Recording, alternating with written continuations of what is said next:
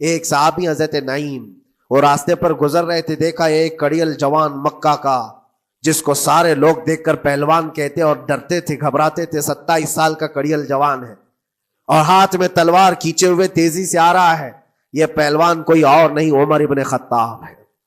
حضرت نعیم کہتے ہیں دیکھ کر کے میں گھبرا گیا، اتنی تیز اور ترار چال اور چمکتی ہوئی تلوار، کہاں کا ارادہ ہے؟ پوچھا حضرت نعیم نے کہاں جا رہے ہو؟ عمر ابن خطاب نے کہا محمد کا قتل کرنے جا رہا ہوں۔ معاذ اللہ رب العالمین، اس لیے کہ ایمان لائے ہوئے نہیں تھے۔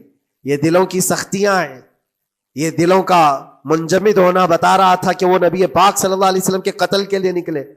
حضرت نعیم نے صرف راستہ روکنے کے لیے ان سے کہا ان کا بعد میں قتل کرنا، پہلے تیری بہن اور بہنوی کا گھر بھی دیکھ لے، وہ بھی تو کلمہ پڑھ رہے ہیں، وہ بھی تو کلمہ پڑھ رہے ہیں اسی رسول کا۔ تو غصہ اور بڑھ گیا کہ میرے گھر میں یہ ہو چکا ہے، میں تو جس کا قتل کرنے جا رہا ہوں وہ میرے گھر تک آیا ہوا ہے۔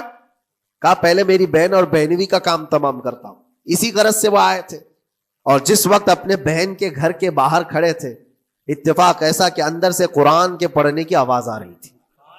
ایک صحابی حضرت خباب، وہ قرآن پڑھا رہے تھے حضرت عمر کی بہن کو اور ان کے بہنوی کو، اور کیا بہترین انداز رہا ہوگا، جو رسول اللہ سے ڈائریکٹ سنے ہوئے لوگ تھے، اللہ کا کلام اترا ہوا ہے جن کے اوپر، وہ اس وقت حاضر رہے ہوئے لوگ ہیں، قرآن کو پڑھ رہے تھے۔ طٰہٰ ما انزلنا علیک القرآن لتشقى الا تذکرۃ لمن یخشی۔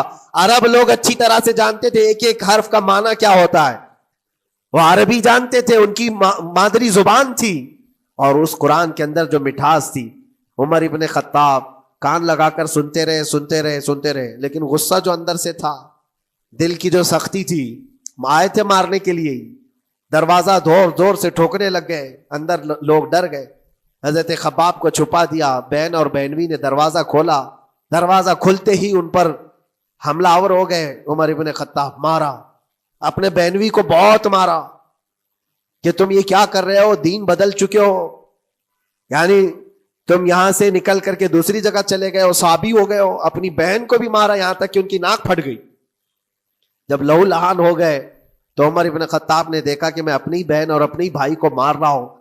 پھر تھوڑی دیر کے لیے دل میں رحم آیا، اور دل میں رحم آیا کس چیز کا، کس چیز کی وجہ سے نرم ہوا دل میرے عزیزوں؟ بھائی اپنے بہنوی کی اور اپنی بہن کی پٹائی کو دیکھ کر کے نہیں، ان کو دیکھا تھوڑی دیر کے بعد اور کہا چلو چھوڑو جانے دو، جو ہوا سو ہوا، لیکن جو تم لوگ پڑھ رہے تھے میرے آنے کے وقت مجھے دوبارہ پھر سے سنا دو۔